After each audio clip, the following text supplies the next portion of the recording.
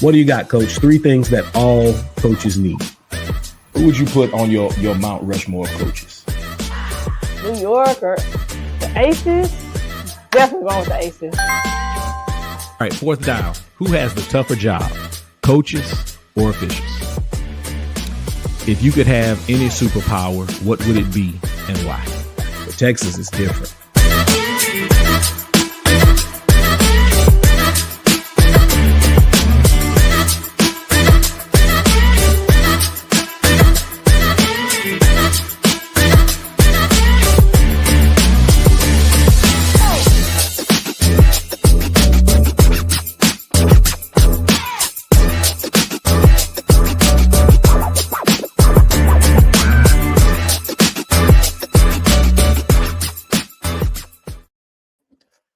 Ladies and gentlemen, welcome back. This is the Coaches Co-op, a masterclass in athletic leadership where coaches connect, grow, and share the grind. I'm your host, Michael Prejean, better known as Coach P. Each week, I'm teaming up with coaches across the country to break down the wins, the lessons, and everything in between. This week, I'm teaming up with Coach Melissa Walker, an educator, program builder, and volleyball coach who has led multiple programs to their most successful seasons in school history, often in Title I communities where belief matters just as much as resources. She's a mentor to new coaches, the founder of the Coaches Collective, and someone deeply committed to faith, family, and building something that lasts. I need you to welcome with your real hands and with your virtual hands, Coach Melissa Walker. Coach Walker, welcome to the co-op. How are you? Thank you. I'm doing well. I'm glad to be here. Good. All right. So here's what we're going to do. This is how we kick off. This segment is called Talk That Talk. I want you to shine a light on what's going right inside your program, across athletics at Seguin, and in your community. What are you proud of right now? Talk that talk. Okay. Well, again, I'm at Seguin High School. We are the only 5A high school currently in Arlington ISD. And so with that comes its own struggles, but I love the diversity of our coaching staff, our community, our kids. We have numerous multi-sport athletes, and in a athletic environment where we are encouraging kids to only choose one sport, to go one direction, even though we know the importance of being a multi-sport athlete. We have so many of our kids that are delving into sports they've played for years, sports they've never played before. So I'm really proud of that. When it comes to our campus and how our coaches encourage our kids to try different things and support other programs, specifically in volleyball, it's my 2nd year there as the head coach. I am proud of the growth of our players. I'm proud of the buy-in that I've experienced in my 2 years here, not just from our kids, from our staff, from our community, from our middle schools, from our elementary PE teachers. They fully support what we're trying to rebuild here, what we're trying to build, the foundation. And so the wins come. They don't come when you want them, as fast as you want them, but our kids are winning in the classroom, 100% pass rate in our program. Our kids are winning in the community. We have a very small program, about 30 kids, and we log 500 or so community service hours a year. And so I'm proud of how our kids step up and they serve their community. I'm proud of how they're selfless and they're learning how to be leaders and understanding what that looks like. I'm most proud of the fact that our kids, our young girls, are learning how to advocate for themselves, that their voice matters, that their opinions matter, and what they have to say matters. So it's not always about the wins and losses, and I know that we'll get into that later on today, but what makes me the most proud about my program that we're building is just the passion that's been established for the sport, but the passion that our girls have to just be great people and to serve their community, their fellow students, the other sports, and they do it so willingly and with so much grace and so much happiness. And so I'm going to say that's what I'm most proud of when it comes to the volleyball program at Seguin. That's good. Over 500 community service hours. Yeah. That's growth. That's growth that you don't necessarily see on the scoreboard. That's good stuff right there, Coach Walker. So coaching is a calling. Yeah. We know this. So my very first question for you is, when did the coaching bug bite you? When did you know that you were called to be a coach? So I would say definitely later on in life. I'm a very firm believer in see it, be it. I did not see a lot of coaches that looked like me growing up. I grew up in a small town, Greenville, Texas. And I had amazing coaches. Please don't get me wrong. I'm not saying I didn't have great coaches. I did. They were supportive. They pushed me. They encouraged me. And I am a big part of who I am is because of them. But the moment I realized that I wanted to coach, I was a freshman going into my freshman year of college. I had a scholarship at Collin County Community College to play volleyball. They don't even have a volleyball program anymore. And our coach, Coach Zelda Smith, made us do volleyball camps. It was not enjoyable, if I'm being completely honest. It was 5 days. It was the longest thing ever. And there was this little girl in my group, and she was there like to give her mom a break. You know, that's how camps are sometimes. Like, I'm going to drop you off for a few hours and I have some time. And she didn't listen. She was just running around. She was not interested in volleyball at all. And on Friday was our mini scrimmage tournament that we did. And she might have been 10, maybe 11. And she had not been able to do any drill, anything that we did all week. We're scrimmaging. And I'm like, you know what? I'm just going to throw her in on the front row. We're not getting 3 touches anyway. It doesn't matter. Of course, they serve the ball over, underhand, of course. And they get a pass. The girl at the net, like, just bumps it crazy high. And she goes in full approach, jumps off the ground, the best backswing. I'm sure it wasn't that great, but in my mind now, looking back, it's amazing. And she hits the ball and she puts it on the floor. She turns and she looks at me and she just starts screaming. And she was so excited. Like, I feel like that was the moment where I was like, this is what I want to do. The light bulb moment, the moment where all of her not paying attention, like all of the work, all of the constant, like telling her, like, focus, and she got it, but it wasn't, it is the skill. I'm excited that she got the skill. It was the sparkle that she had, that she did something that she wasn't able to do 5 days before. And I refer back to that often when it happens now, but I think at 18 or 19 years old, that's when I really was like, I could do this. Like, the goosebumps that I had, and I have them now. Like, when every time I tell the story, it kind of brings me back to, like, that's what you're doing this for. Like, you want the sparkle and the light bulb to go off. And so that was it. That was the moment at Plano campus, Collin County. Thanks, Coach Smith, but Coach Smith was also the first Black female coach I ever had. And I think that had a big part to do with it, is I saw someone who looked like me doing the job, and it made me feel like I could do the job. My high school track coach told me in high school every year that I was going to be a coach. And I thought he was crazy. You thought, She never even said it to me. But years later, probably 5 years ago, a lady was talking to me about it, and she asked me the same question. When did you know? And I was talking to her about it, and she said, what did your college volleyball coach look like? And I said, what do you mean? She's like, well, baby, what color was she?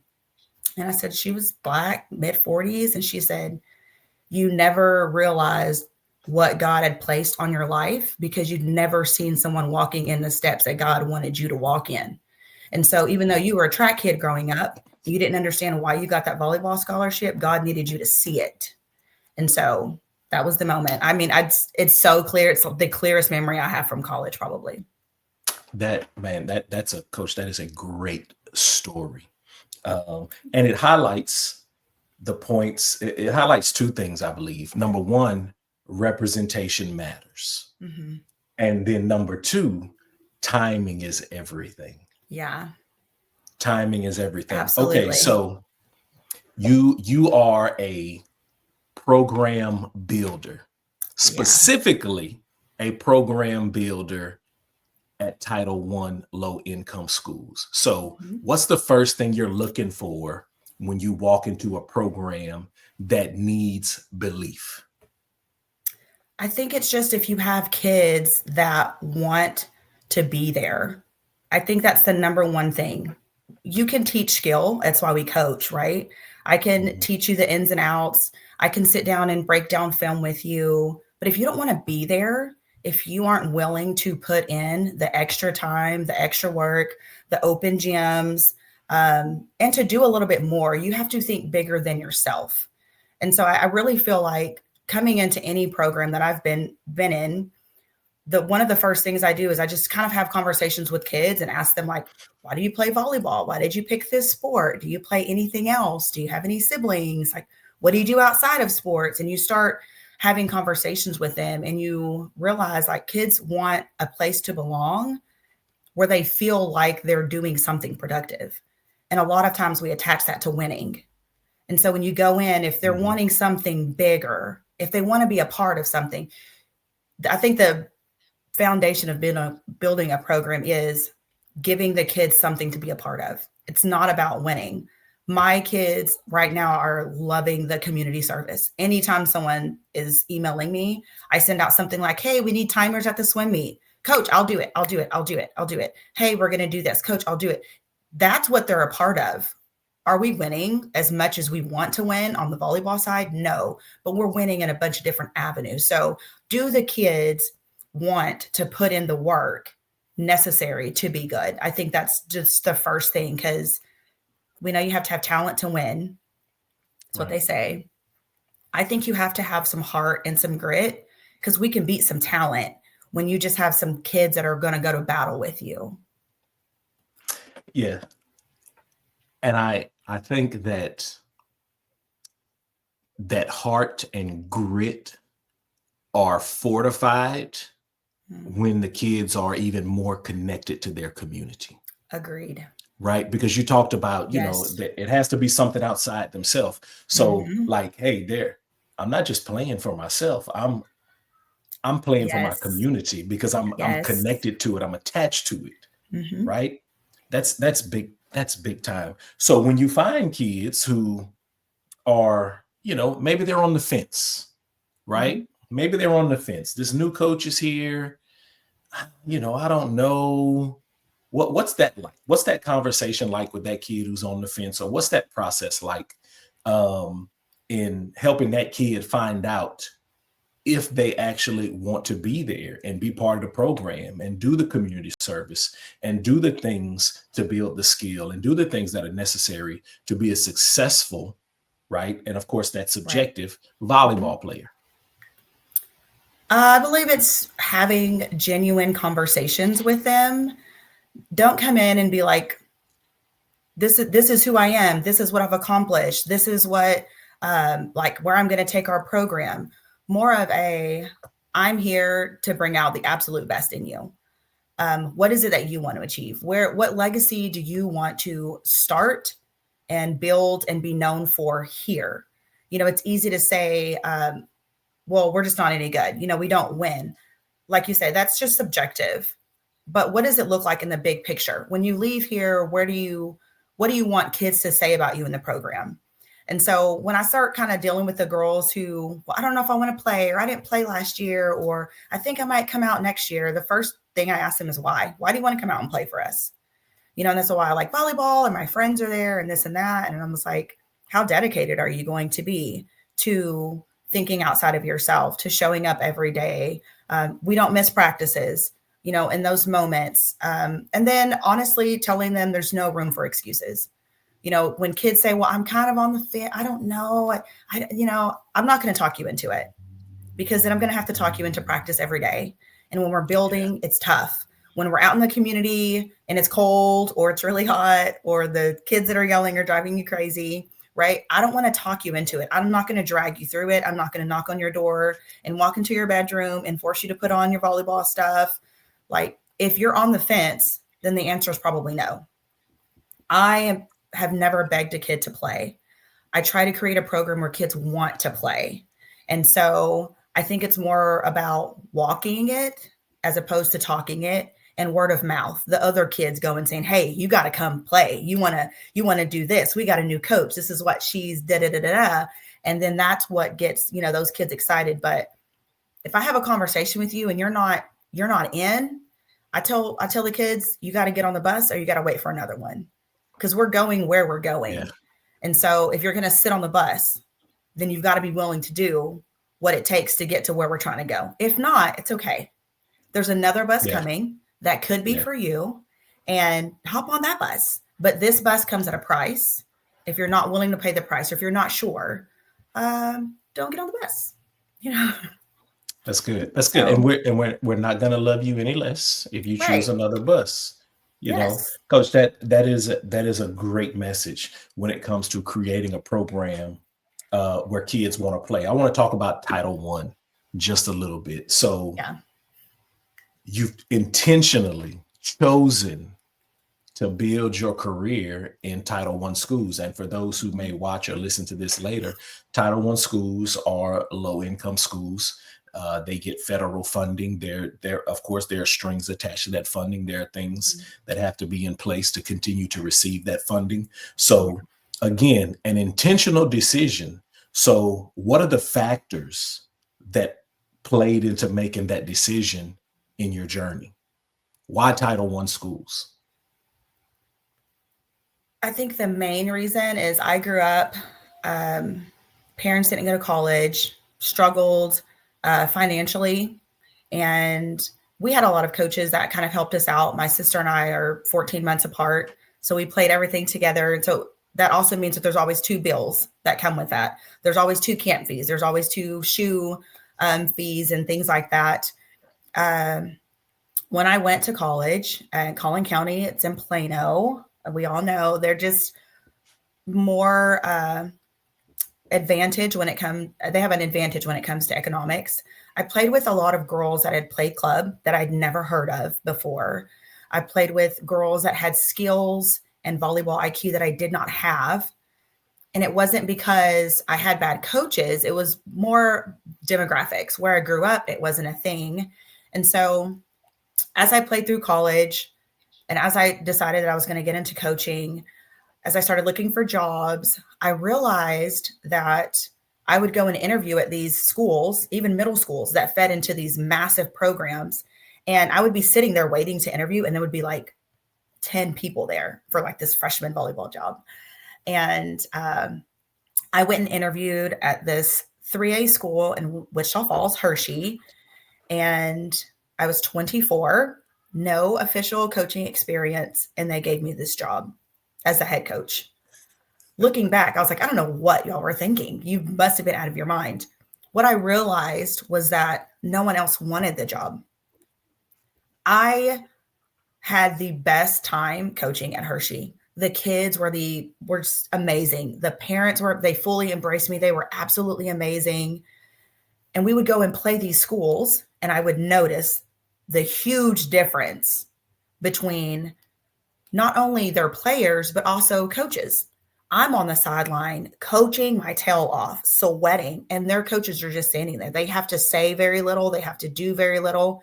And as I would go and start coaching in different places and coaching against different people, I noticed that the low income schools, their coaches were a lot like me, having to coach every aspect of the game. And the schools where their kids had the financial ability to have private lessons and go to club, their coaches weren't doing that. And so I was like, these kids are amazing. These kids have tons of potential. These kids are super athletic. These kids just have never had a volleyball coach, someone who cared about the sport and cared about them enough to take the time and teach it to them. And I think that it just kind of grew from there. And every time I would look for a job, I wanted to look for a job in a school that was Title I or low income, mostly minority. That was important to me. I wanted the kids to see that Black women do coach volleyball, because 20 years ago, I had one coach that I coached against that was a minority. Now, almost every other team we play has a minority coach, but it goes back to the see it, be it. Also, because you don't have the financial means doesn't mean you don't deserve a volleyball coach who is knowledgeable, who is passionate, who is going to push you to be better and not just rely on your athletic ability, and who is going to do everything they can to try to even the playing field. You go to some school that's won state 5 times and you post their head job, you're going to have 100 people apply for it. You look at a low income school where resources are limited, where the kids can't afford to play outside, and you post their head coaching job, and you might have 2 people apply. And of those 2 people, they might not have ever even coached volleyball before. Our kids in low income communities deserve better. They need to be able to know that people are knowledgeable and passionate and pouring into them and are willing to put in the time and the work to try and even the playing field. Will it ever be even? No, not until the structure of sports and how what volleyball has turned into changes. And I don't think it will change, but I think that if more coaches were willing to take on Title I programs and actually coach and put in the work, we could close the gap and we could have more Title I programs competing past the first round of playoffs in the state of Texas. Yeah, Coach, that's just real. Everything that you said is just real. We also see that in the classroom. I remember having a conversation with someone who she works at the district level now. And I remember we were both teachers at a school who was kind of in and out of Title I, right? They got to a point where they decided they didn't want those strings attached anymore, right? And this particular teacher had been asked to go from teaching a junior level class to a freshman level class. Ooh. Yeah. And was not having it. Yes. And I remember the conversation that I was having with this particular teacher was like, hey, but that's where like we really need you. Like if we're gonna like really turn this thing around and make this thing better, like that's where we really need you. So it takes some sacrifice, right? You're gonna have to they're gonna have to be coaches who are okay with some sacrifice. Yeah, you can probably go here and do this, right? But you're really needed here. Like your impact would be multiplied here. So that's really, really good stuff, you know, and you didn't say it, but I'm gonna say it. Some people just don't want to work, Coach. Some people just don't want to work that hard. Some people don't want to work that hard. It is definitely different. And I will say this, everyone has their challenges. When you go to the school where every kid plays club and that's the requirement to make the team, they have their own set of challenges. You know, I have friends that coach in those schools, and we kind of talk about different things and we bounce ideas off of each other. And there's just some things I'm like, that would never happen in my school. And then I say some things and she's like, that would never, you know, so their set of challenges are different than the challenges that we face for me, like on the South Side, right? It's a different set of challenges.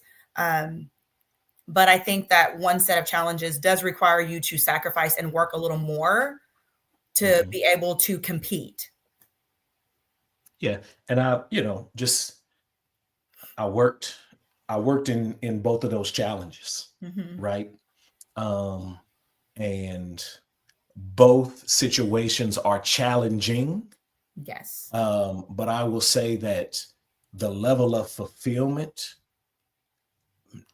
not in the same ballpark, right?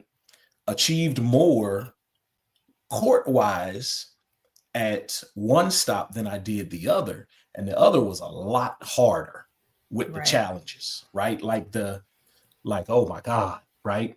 Didn't go as far, didn't win as much, but the relationships, the fulfillment, to the point where when I left that place, it hurt my soul. It hurt my heart. You know, it was time to go, but it really just hurt. All right, Coach, check this out.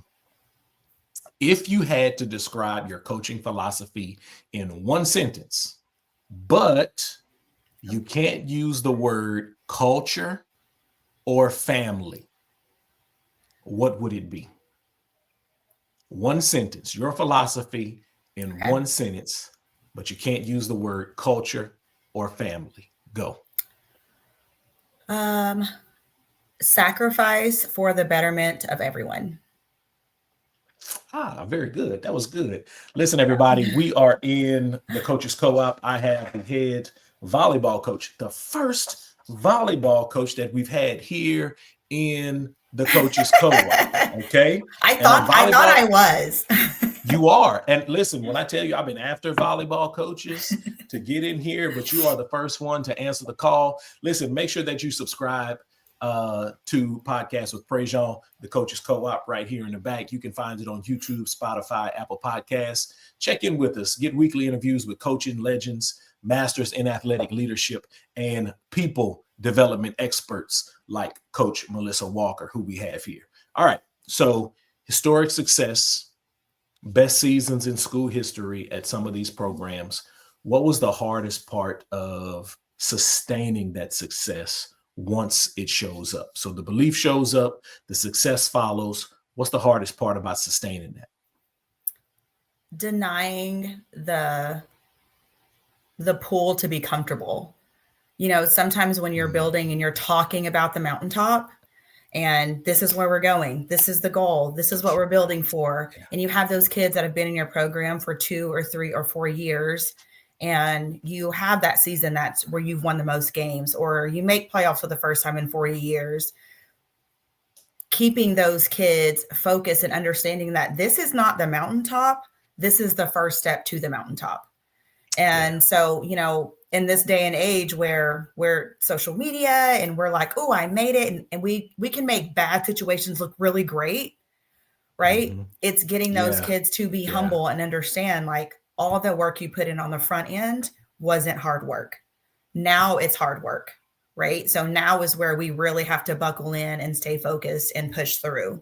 So I think it's just like denying the comfort of in the moment, and understanding that if you want to see more success, if you want to see more wins and all of the good stuff that comes with, you know, turning your program around, then now the work really starts. And I think that's difficult for kids. That is really good. One of my favorite quotes that I came across earlier this year is that the top of one mountain is the bottom of the next, you know. Yes. So once you reach the top of one, you reach the next one. And what I thought about as I was listening to you is like, okay, we made it to base camp 1. Mm-hmm. You know, like this is not the summit. This is just base camp 1. Exactly. Went to watch a boys game the other night to support a couple of guys that I know. Huge, big win for them, right? Big win. You know, and everybody's excited after the game. The kids are really happy, you know, and we're just talking, and coach is like, yeah, I got to go remind them after the game that we haven't won anything. All we've won is 2 games. You know, that's absolutely nothing. Right. So, all right. Let's see. I lost my next question here. Here we go. Okay. Let's talk about, I want to talk about this. I wrote it on here. Let's talk about the Coaches Collective. Okay. So you served as a girls coordinator, mentored the young coaches. What, as we kind of bridge into the Coaches Collective, what leadership muscle do you think most coaches develop too late? I would say empathy. Dive into that. Yeah, we stay hyper focused on things. I think all coaches are like that. We all have something that we are really good at, right? It's I'm really good at offense. I'm really good at defense, in the weight room, conditioning, agility, plyos. And so we can sometimes tend to hyper focus on things. I am completely guilty of this, especially starting out as a head coach so young, going in and having a competitor mindset and not understanding why my kids didn't have a competitor mindset, or going in and not understanding why my kids couldn't do X, Y, and Z. And I mean, looking back, my first probably 5 to 7 years, I lacked empathy in so many situations that now, as I deal with coaches and students and teachers and parents, just kind of taking a beat and giving them time to explain and giving myself time to process or ask more questions. So I definitely think that empathy is something we let the sport, we let the competitiveness take us away from the fact that one, we're human being first, that we are going to make mistakes, that we are not perfect. And then sometimes we expect more of our kids than we are willing to do as coaches. And so that too kind of leads to the empathy of you not understanding why kids or fellow coaches or whoever are doing certain things. You know, we have to take some time. And I learned that way too late. And so as I am talking to young coaches and dealing with coaches that are on my staff or in the building with me, you know, and they get frustrated about some things, I always try to give them another perspective that they haven't thought about, that they haven't been through, that they haven't experienced. And a lot of times they'll stop being frustrated. And so just taking a second, taking a breath, asking more questions, or asking people for more information before you form an opinion or get riled up or take it out on a kid. Sometimes we just need a little bit of time. Oftentimes they're still kids. Yes. Right? They're still kids. They're not adults. They're not 40-year-olds in kid bodies.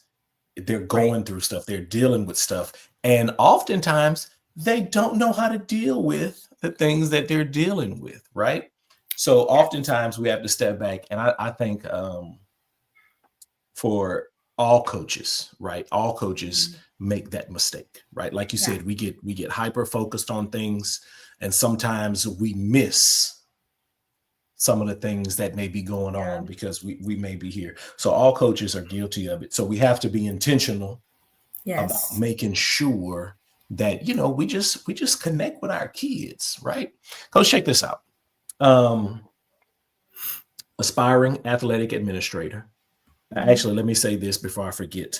When we're off camera, I want to talk to you a little bit more about the Coaches Collective and how we can collaborate on some things. Okay. All right. So just in case I forget, right, on the wrap up. So, all right. So aspiring athletic administrator, and you're going to be a great one. So timing is everything. So when the opportunity opens the door, I'll be clapping for you in spirit because I probably won't be on the other side of that door. Thank you. So what's one thing that coaches wish administrators understood better? That we are not the enforcers on campus. And I know that it's a double-edged sword, right? We coaches have the ability to build relationships with some kids that teachers might struggle with. We spend more time with some of those kids. We, form these relationships with the community. Coaches are loud. Coaches have whistles. But a lot of times coaches end up being the enforcers. And when we have to enforce outside of the athletic environment, outside of our gym, outside of the court, the field, for issues inside of the building that should be handled by teachers or administrators, it's not fair. In my gym, if a girl is late, if a girl is being disrespectful, if a girl, whatever, like we handle that, we deal with it. But if a kid is in your classroom and they aren't doing their work, they're not doing their assignments, I will still handle that in the court.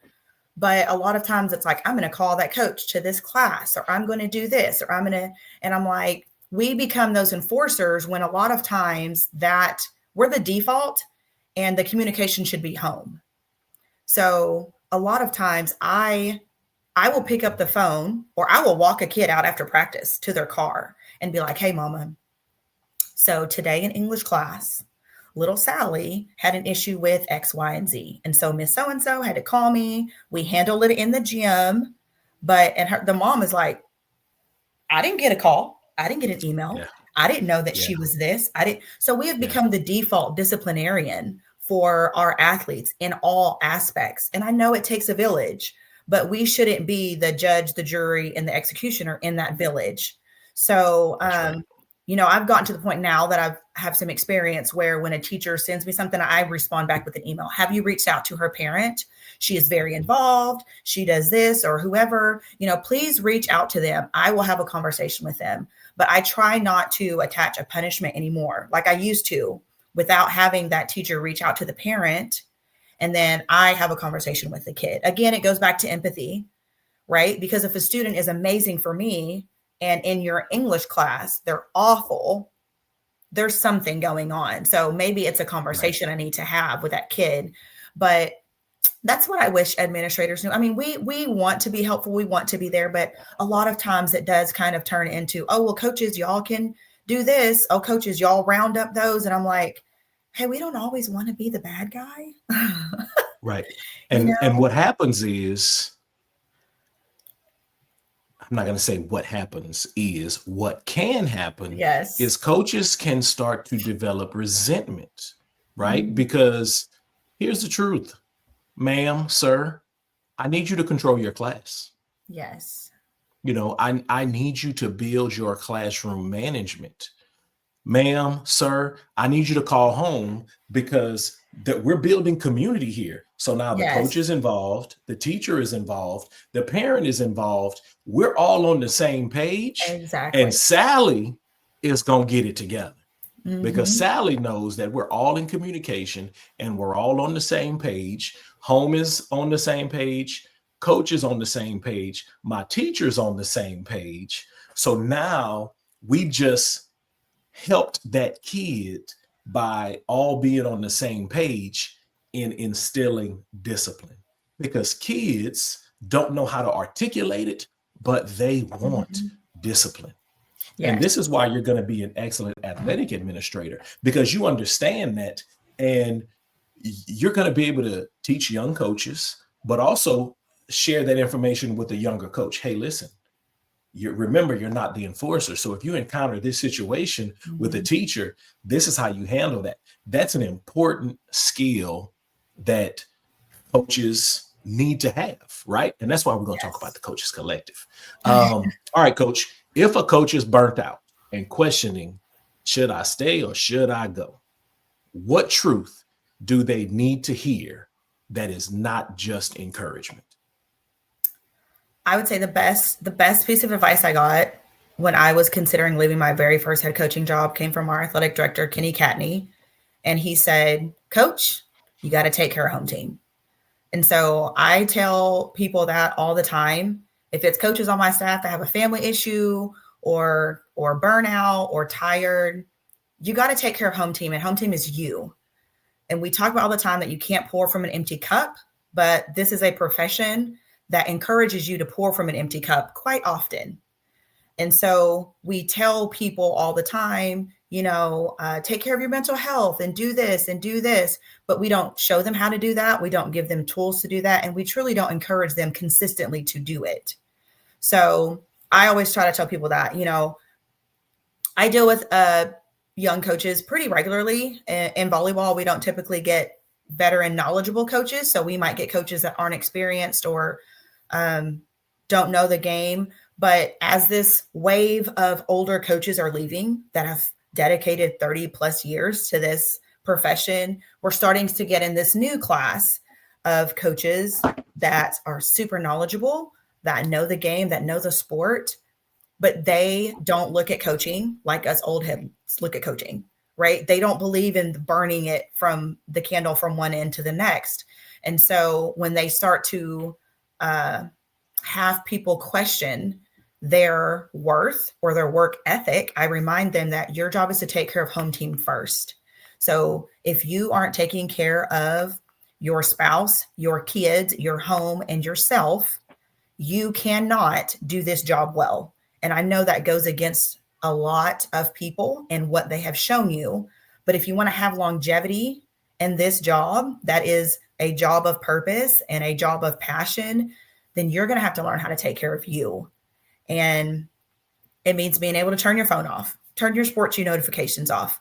Let your parents know that, hey, your emergency with your child is not my emergency with your child. Set boundaries, have parameters, and don't deviate from that, right? Have some non-negotiables and stick to them. And a lot of times we're afraid to tell people no. I don't want it. If no is going to protect home team, then no is the answer. And if the person sitting across the desk from you asking you to do it truly cares about you in this profession, then they will respect that. Coach, that was a gold mine. That was a diamond mine. That was more than a gold mine. That was a diamond mine. There was so many gems in there. And you are absolutely correct. We are often asked to pour from empty cups in this profession. But before we started recording, I told you it took me 2.5 months to catch up on my rest. Yes. We're not expected to tell people no. Right? We're not expected. We're expected to be on demand all the time. You're not a team player if you say no. Right. And if you understand office politics and things like that, if you're told you're not a team player, that's like a death sentence. That's like a death sentence for your career growth. And the thing is, you gotta, like you said, you gotta take care of home first. All right. This is not one of my questions that was scripted, but I have to ask. Okay. How do we get more women into the profession? How do we get more moms, women who want families? How do we get them in the profession, but how do we keep them? Yeah, I think the question is, how do we keep them? I think there are a lot of young women entering coaching. I think that once they decide to get married or create families is when they leave. I think there's a lot of avenues that go with that. Every year I have coaches or athletic directors that will call me and be like, hey, I need a volleyball coach. Like, do you have a recommendation? 10 years ago, I could give them names. Today, I had someone ask me last week, hey, we need a volleyball coach. And I'm like, yeah, I'm coming up blank. Like, I can't really give you a lot. All the coaching friends I had that I started with, none of them coach anymore. I'm the only one. Yeah. A lot of that is because you're asking me to pour from an empty cup. We know the demands of coaching and teaching, not just coaching, right? Coaches are teachers and they have to coach. And then you got to go home and be a parent, right? And so as a woman, you have this thing called the mental load that people that aren't women don't understand. And so think about, you just lost a basketball game, you come home and you can't turn your mind off, right? You start thinking about what you got to do in practice tomorrow and X, Y, and Z. That is what being a wife and a mom is all day, every day. And then you add coaching to that, right? My kids have dentists, they have doctor. I've got to make dinner. We have groceries. I've got to make school. I've got to add money to their lunch account. What are they going to wear? Now they have pictures. We got to schedule haircuts. You have all these things. And then I'm still worried about my outside that isn't doing her approach correctly, or she keeps hitting to the block. She can't read this. Now I need this. And then I have my class and I have those kids and this kid's falling behind and this test score shows this. Now I have to readjust. So you start adding all of that and women are just like, it's not worth it. Plus the expectation is that I'm here even if my kids have something. So now you start asking a mom to choose between being somewhere for other people's kids and missing what her kids are doing. And I think the message of having a balance, understanding, and communicating to women that I see you as a wife, I see you as a mother, or maybe not a wife. I don't, maybe you're just a mother, whatever it is you choose. I see you. We understand and respect that is your number one job. Whatever you need, we're going to help you do that. My administrator now, if I'm like, hey, my kid's nurse called, go, like, we'll figure it out. Yeah. And I don't really, we have staff development and my kids don't have school that day, hey, bring them into staff development. They can sit over there and and so having and being open about it, being open about the fact that you understand that they're a mother, you love that they're a mother. Like, what do you need? How can I help you? Mm-hmm. Also forming a community with other coaches that are moms. We have a little community on my campus of coaches that are moms. And I take my 2 kids and the softball coach's 2 kids to school. Like, we work together and we call it like mom life, auntie duties. We do all these things together. And so having that community, but the community it is slowly going away.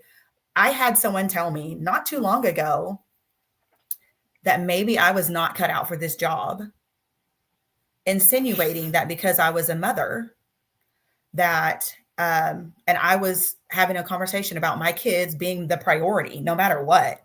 And they told me, well, maybe you're not cut out for this. Wow. You know, I have coaches over there that are dads. I said, you have coaches over there that are dads that also have wives at home. I said, and I'm going to be honest, because when it comes to this topic, I am truly passionate about it. Sports was created by men for men, right? And as women have begun to come into our own space in sports and athletics, it is time for people to understand what women need in sports, right? We are way behind on that. And so when you have comments that are like that, I feel like a lot of times that discourages people. It motivated me. Sir, I do what they do. And then whatever their wives are doing at home, I do that too. I'm a superhero. And talking to female coaches and letting them know, like, we know you're a superhero. We know you have a lot on your plate.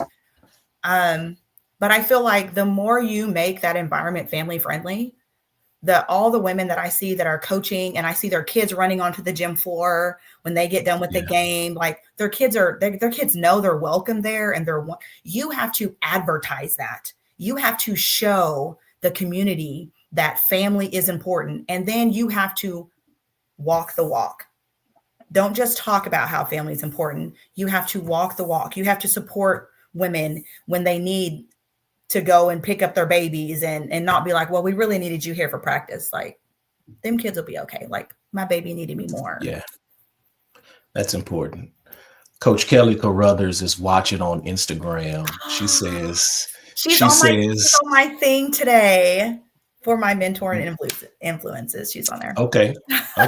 So, super coach, phenomenal wife and mom. Coach Carruthers says she does not know how you wear all the hats. Coach Kelly Carruthers, thank you for tapping in with us today.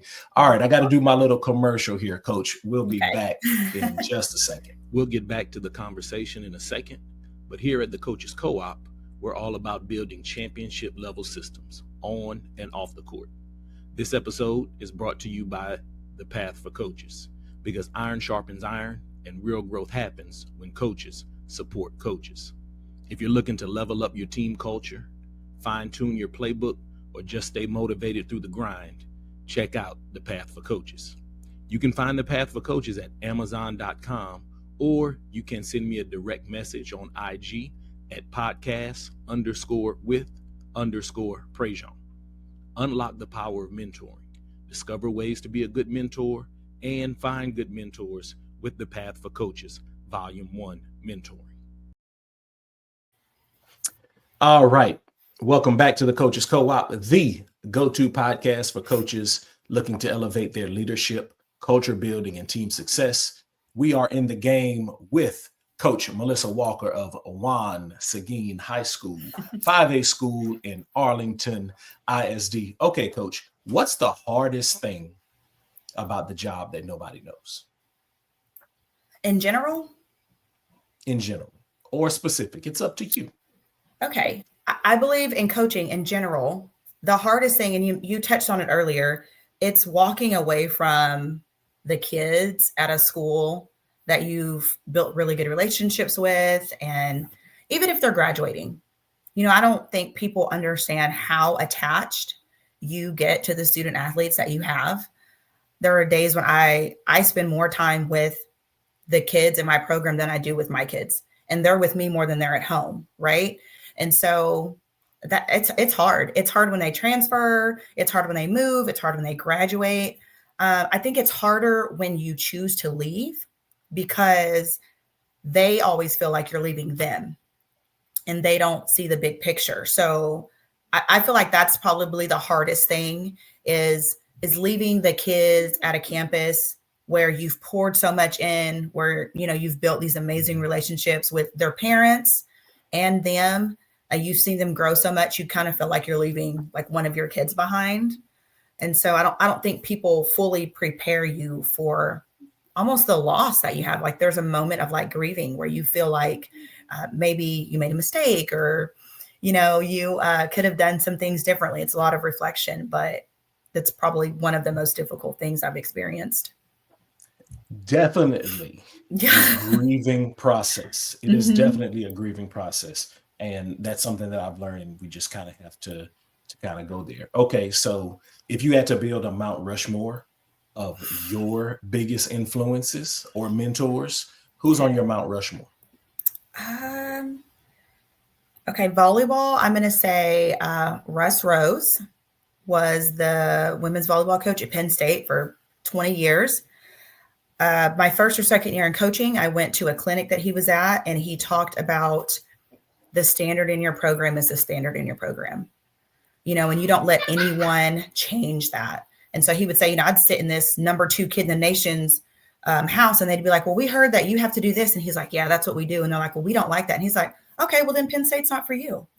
And I was like, man, like you're turning on the number 2 kid. And he was like, as great of a volleyball kid as that would have been, adding her into a system that we already had built and that works would have been a detriment to the system. So the standard is the standard. What you're going to do and what your beliefs are in your program, you can't allow people to come in that don't believe that. So volleyball, I'm going to say him. Basketball, I'm going to say Dawn Staley. I love how she is just unapologetically Dawn Staley. And she encourages her players to be themselves. She doesn't try to fit them into what's going to sell, what's marketable. She just wants them to be who they are. And she encourages that. And so you see her personality, but I feel like her players have these big, diverse personalities. And so I love that she is just who she is. She's strict. She talks a little bit of trash to her players. And I feel that, sarcasm is always there. For football, I'm going to go back to high school. Marvin Sedberry. He was the high school football coach and the athletic director at Greenville High School, and I was there.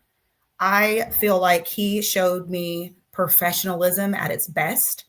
I mean, this was a guy who only coached football, but I distinctly remember him in the hallways, in the cafeteria, in a suit every day.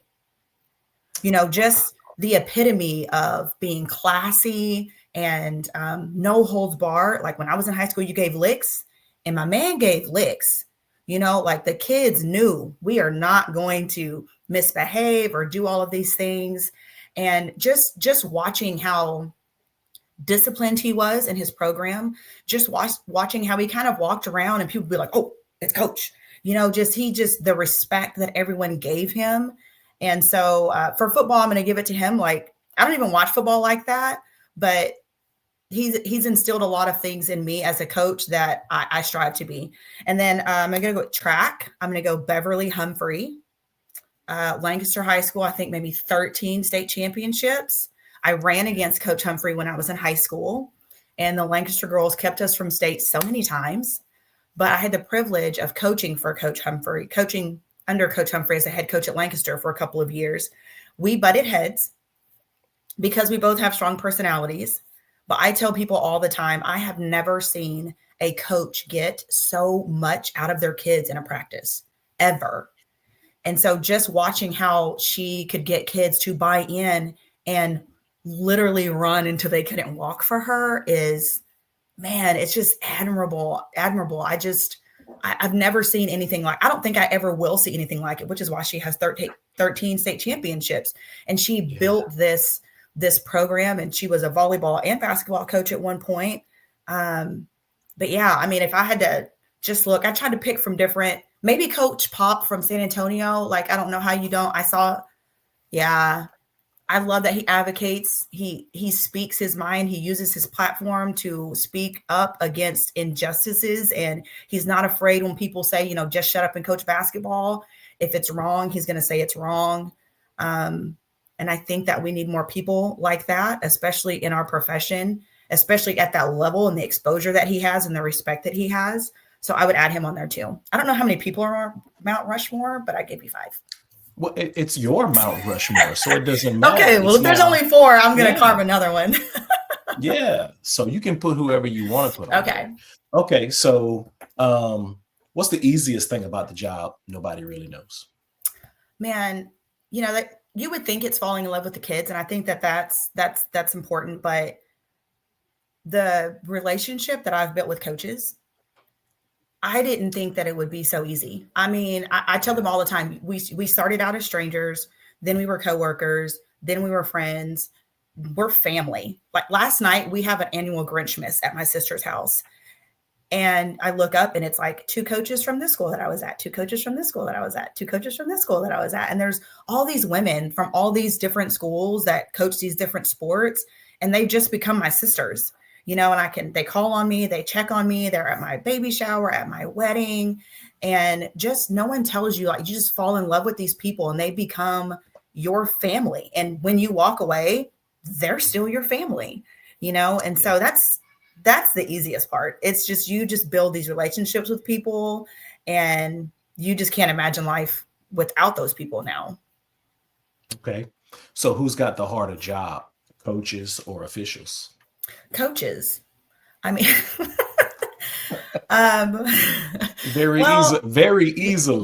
easily because, well, I mean, I'm not trying to say officials don't have a hard job, Tasso, just back. Okay. But I'm going to say coaches because we're 360, right?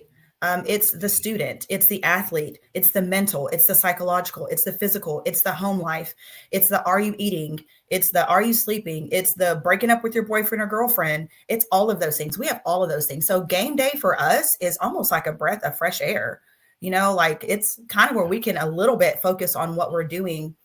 Officials, you show up and you get to officiate a game, you run out of the gym when you're done, and you don't have to ever see those kids or deal with anything that they have to deal with every day. You know, that loss or that win could make or break a kid's confidence, right? Could send them home to an environment where it's nothing but negative or, you know, and so I'm always going to say coaches. You know, I do think officials have a hard job, but coaches have a hard calling. And so it doesn't end. So officials can go home and forget about the game. When you're a coach, you don't go home and forget about the game. You're going to film, you're going to scout, you're going to make a practice plan, you're going to lose sleep. So one vote for the coaches. Very true. Very, very true. Okay. If you could be anything other than a coach, what would you be? Athletic admin. I mean, I can't imagine doing anything outside of sports. It is ingrained in who I am, the lessons that you learn. So I think it would have to be something in the athletic realm, or maybe like a sports agent, not for professional sports though, more of like, I had this idea, NIL is coming. It's coming. It's coming. That's right.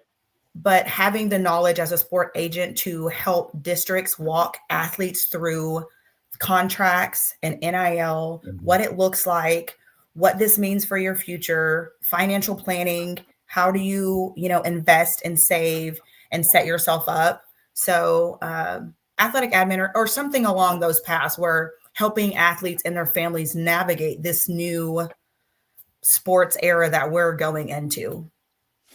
Yeah.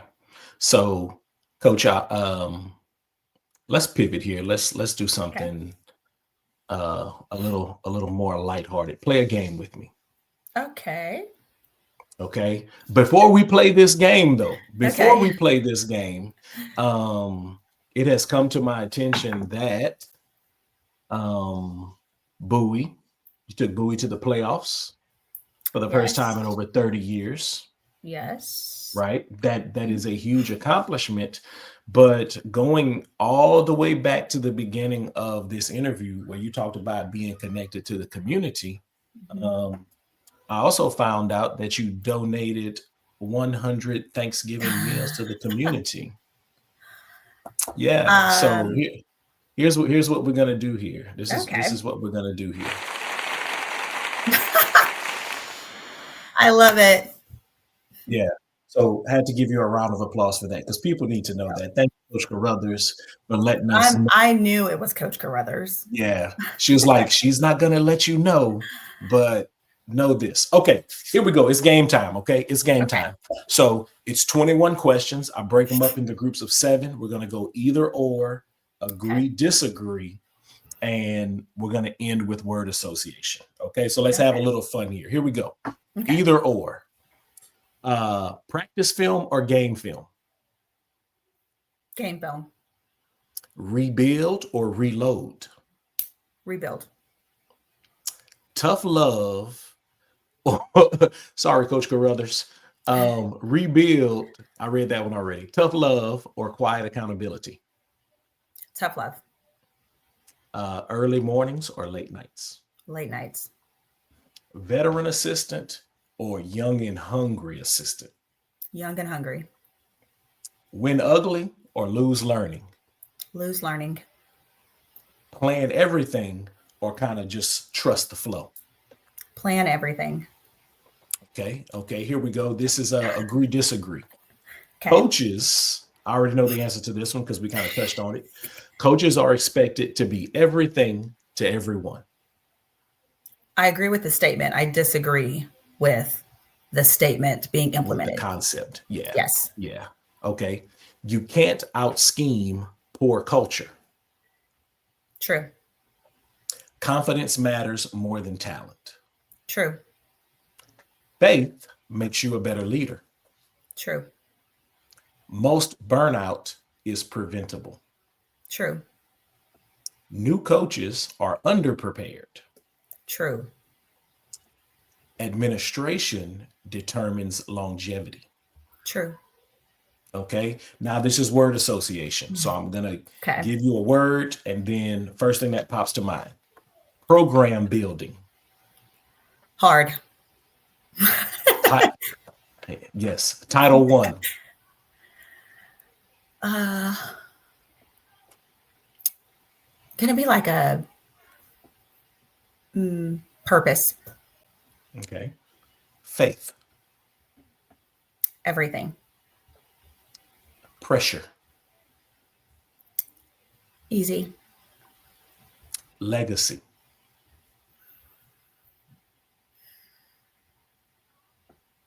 Ooh, that one's hard.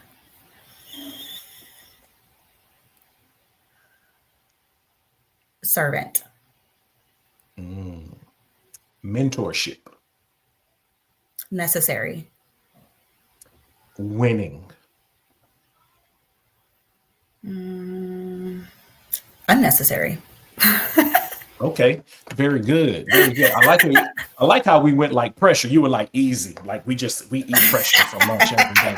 That was good stuff. All right, Coach. Thank you for playing that little game with me. Yeah. Just a little rapid fire type deal. Okay, Coach, this brings us into crunch time, which means this is the last 5 minutes of the episode. 5 minutes works like this. 5 minutes. Okay. Crunch time works like this. We go 3, 2, 1. The 3 is 3 in the key. 3 things that all athletic professionals need. The 2 is 2 shots. 2 of the toughest challenges or foulest things you've experienced. And then we ended with and 1. So let's go ahead and start here with 3 in the key. Coach, what are 3 things that all athletic professionals need? 1, I'm going to say a faith of some sort, because the job is challenging, because you will be tried every day. And if you're not rooted in a faith and know that this is the calling that is placed upon you, then you're going to struggle. The job is going to take you out. So I think that you need a faith and an understanding. It's going to ground you. It's going to humble you. And it's also going to encourage and motivate you when you're down. And so that's important. The second thing would be a supportive family or support system. For me personally, my husband coaches as well. He's a basketball coach. And, during my season, he's all in. He's getting the kids around. He's, making dinner. He understands the grind, because when my season's over and his starts, he's in the grind. And so the job is hard, but the job is fulfilling. And someone who understands that you're walking in your purpose and supports you in that is important. Also, a village of people around you that can help you, especially if you have kids or, things that you're responsible for outside of school in your household. And so having a supportive family and support system, I think, is just vital if you're going to be successful and you're going to have longevity in this career. And then the third thing I would say would be a supportive admin, whether that is at the district level or the campus level, academic or athletic. When you feel supported, you are going to get what you need. You're going to get the boost that you need. You're going to get the time that you need if you need it. And so when your admin supports you, the saying, what's the saying? That people don't leave jobs or companies, people leave people. And that's the thing. So if you are trying to keep coaches as an admin, figure out how you can support them from the smallest program to the least successful program to the most successful program and everything in between. And also the support from community, the staff, those parents, those things are important. And I think that those things will keep coaches coaching for an extended period of time in one place. That is really, really good and very, very true. People tend to leave people, not jobs. All right. This brings us to two shots. So Coach, share with us two of the most difficult or foul things that you have experienced in the profession. I would say number one would definitely be just the way the club system, club volleyball is built. When you work in a Title I school, low income school, it's difficult to close the gap when you're competing against kids that are playing 365, that have personal trainers, that have private lessons. They're playing hundreds of games outside of the UIL season. That definitely comes with a lot of challenges. No challenge that we can't face, but it's a challenge that I wish wasn't as big and is growing the gap like it is. And then the second challenge, I would have to say volleyball at a school where you are not super successful, you tend not to get a staff that is knowledgeable. So not only are you struggling with trying to catch your kids up, a lot of times you end up coaching your coaches and teaching them the sport. And I know that's a part of coaching. We have coaches that are second sport coaches. In volleyball, you have it significantly more than you have it in other sports. So in football, you don't really hire a football coach that doesn't know football. It's almost unheard of. In volleyball, a lot of times throughout my 18 years, I can probably count on one hand the number of coaches that I've had that are super knowledgeable about the sport and passionate about it. And so I think that that's a challenge that we face, is trying to get knowledgeable coaches into smaller sports, into women's sports, and spend the same time and effort and resources finding those coaches for those sports as we do in some of the larger, more significant male-dominated sports. So, yeah. Just as I coached young women, right? And Yeah. I get it, Yes. and it's like, We do too. like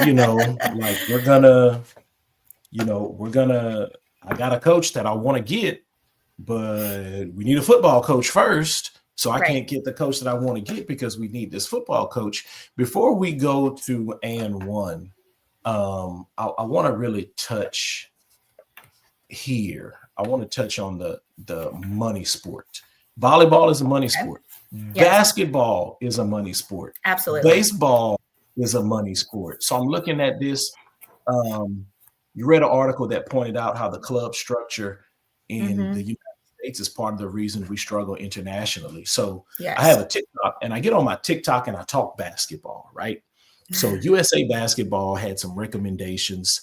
And when I tell you, I'm over here arguing with these people about youth basketball, right? Like, people really want little Gerald and little Jackie at 8 years old to play on the same basket that Giannis is playing on. Yeah. Right. And I think part of that is because of this club structure, because soccer is a money sport, right? So baseball is a money sport. So what are we losing athletically and morally when access to these sports depends on a family's income? I think you're losing so much talent. And I think I'm not going to say we don't realize it. We do realize it. We don't care, because it's not about the sport. It's not about growing the sport. It's about growing people's pockets. I see my husband coaches basketball, and he'll come in like, I'm going to go watch my kids play, and it's $50 to get in. What are we doing? Same thing for club volleyball. It's $8,000 to play on a club team. That is a significant amount of money for anyone, right? But for our kids that are low income, free and reduced lunch, they'll be full financial aid students. You totally take them out of the equation, right? And so I don't think it is the only way to get to college, but I think they have made it very difficult to get there otherwise. And so like I tell kids all the time, I can't tell you the last time I saw a volleyball coach in a high school gym. It's not like football, right? I can go to an arena and I can watch 500 teams play on a weekend. Why would I go just watch 2? And so, you have this, it's become so much about money. I read this, I read a lot about it because I'm always interested in it. And I read this thing that says in 10 years, if you open a club volleyball team, in 10 years, you're a millionaire. And I'm like, wow. And most of these people aren't even volleyball coaches. They see the potential to make money and then they make money. But if you're telling a kid, hey, you can't play because you can't afford it. Are we there for kids and are we there for the sport? You're trying to like a kid that has talent, that is athletic, that is coachable, that is hardworking, that wants to play, that has a passion. But because you can't pay $8,000, I will let Susan over here, who's half as athletic, who's half as talented, who's half as coachable, I will let her play because her parents can afford for her to play. And you think about how many times that happens. There's tons of talent that never even gets to walk its purpose and to be able to learn the sport or be good because my parents aren't over here at some Fortune 500 company. I mean, it happens and I've seen it year after year after year. This year we have like 10 of our kids in our program playing club. It's crazy, right? They're all playing for the most part on a metro team, which is a team that some clubs have created. It's more affordable. They only play local tournaments, right? And I've reached out to a local club director and she's working with our kids and she's letting them do different things to like raise money. If it's about kids, then do that. I understand you have a business to run, but give our kids a way in. And, and she's done that. She's what do I need to do? One of my kids is coaching one of the little bitty tiny teams to help offset the cost. Like she keeps giving me all these ways. And I was like, so when you have someone like that who has a heart for kids, who sees talent and potential and wants the game to grow, you don't care who's growing it. Now it's gotten to the point where we only care if you can pay for it to grow. And the article I read the other day said we can't compete internationally because only 30% of our talent pool is being tapped. 30%. And you go overseas and you have free clinics, free academies. They're letting these girls come in and they're training all these girls that have potential that want to learn. And we won't even let you in the door if you can't pay $50 for a tryout fee. Or you didn't come to the clinic on Sundays for the 6 weeks leading up to tryouts and you didn't pay $25 every Sunday for a clinic. What are we doing? Yeah. I'm trying to swallow my rant. Yes. Because so number one, capitalism is good for what you want. It's bad for what you need. Yeah. Right. We're pricing kids out of the sport. Right. So if you think of, this is one of the arguments I had on my TikTok with these people the other day. If you think of the top 4 men's basketball players in the world, none of them are American. When you look at the top prospects in the women's game, increasingly, we're starting to see foreign women. Dominique Malonga, she plays for the Seattle Storm. Oh my goodness. That young lady is 18 years old. And when she gets it, it's lights out. The league is in trouble, right? And then we also have to talk about policy, right? Because I think policy also creates some of these things that are happening. And then you haven't seen a coach in your gym. Well, it's the same thing in basketball. They're not coming to the gyms. And I do believe So there's the recruiting pipeline that happens in football. Yeah. That same thing needs to happen in the other sports. Now, I will say that the state of Texas for basketball has added the TABC shootouts. Yes. Right. So in June, they have the boys and the girls, and it is a great event. Right. It's a great event. But you also have, college coaches. I get it. Well, I can go see everybody here versus having to do here. It impacts recruiting budgets, right? It impacts recruiting budgets. So I really, really understand that. But, college coaches, you have a say in this, because the packets that they pay for to go to these recruiting events, they'll pay $700 for the information for every kid that's at the tournament, right? If college coaches would say, and this is me on my rant, I'm not a college coach, but if they would just say, like, you know what, we're not doing that, right?